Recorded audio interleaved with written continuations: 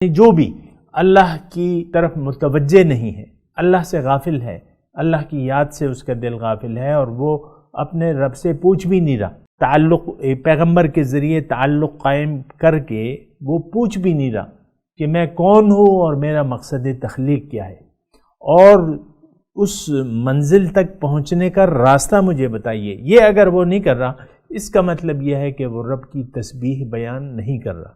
हमने बहुत से लोगों ने दुनिया को मंजिल बना के दुनिया की तरफ दौड़ना शुरू कर दिया है, और बाकी हम किसकी बयान कर रहे हैं? दुनिया की, ज़ाहिर की, मटेरियल की। हमारा सारा रुख जो है वो ज़ाहिर की तरफ है। अगर आप बुरा ना माने तो इस हकीकत को आपको देखना होगा, एहतिसाब करना होगा कि आया मेरा रुख जो है मटेरियल की तरफ है, अल्लाह की तरफ है कि गैरुल्लाह की तरफ। ये एक सवाल है जो आपने भी करना है अपने आप से और मैंने भी करना है।